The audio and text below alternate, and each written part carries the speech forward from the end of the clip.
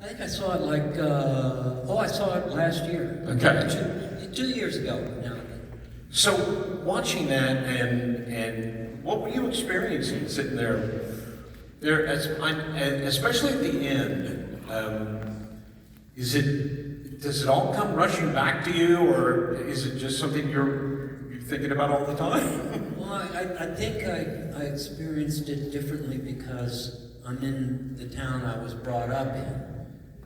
And so, I'm kind of like feeling, a bunch of stuff from my childhood, things that are gone and that were there, and that, this feeling that life goes on and things change, but many things stay the same, and it just kind of opens you up in a way that's, I guess, unique to this kind of moment. Do you remember your first stage role as a kid? The first thing you did? I just had dinner, and my sisters are here.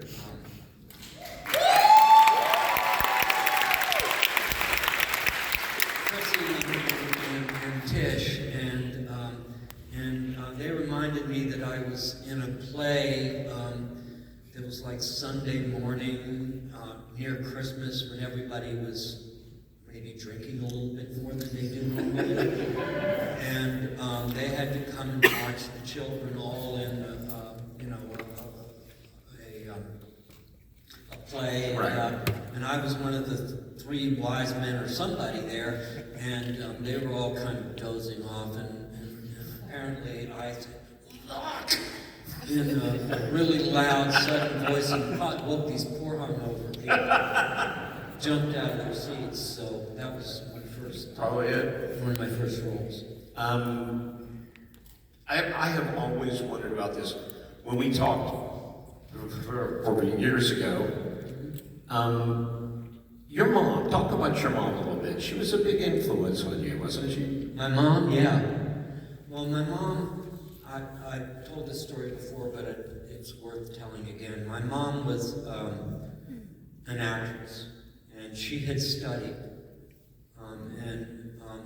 There was community theater in those days. She was like the star actress, and she also read to us, and she was, the way she created quite a spell when she read.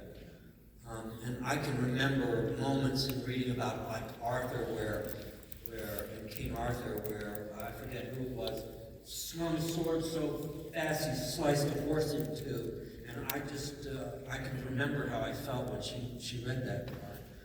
But anyway, she was in a rehearsal. She was doing something from Anastasia, I think, and it was about a butterfly.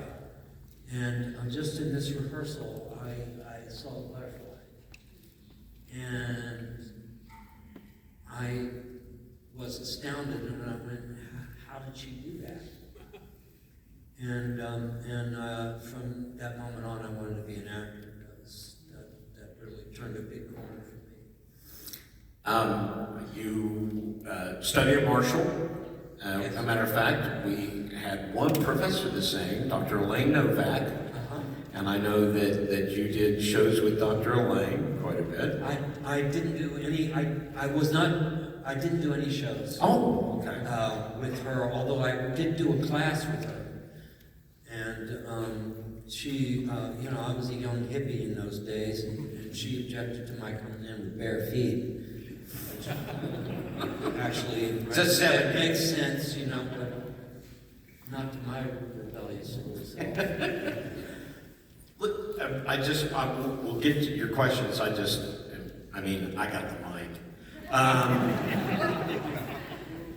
Can you describe what it was like? Everything I've read about the filming of Cuckoo's Nest, of course, Milos Forman, the director, it sounds like it was a very energetic, a very charged atmosphere. It seemed like he was famous for filming things And you guys, or his actors, not knowing that necessarily they were being filmed, was it a chaotic set? Was he open to your guys' inputs?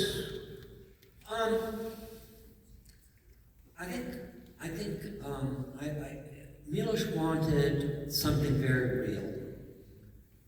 He wanted something that felt like we were in a different time, but we were just walked off the street, and that people didn't appear that crazy. And he was right. I went.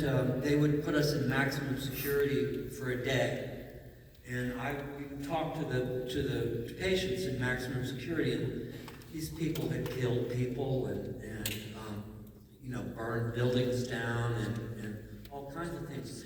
But it was astounding how normal they all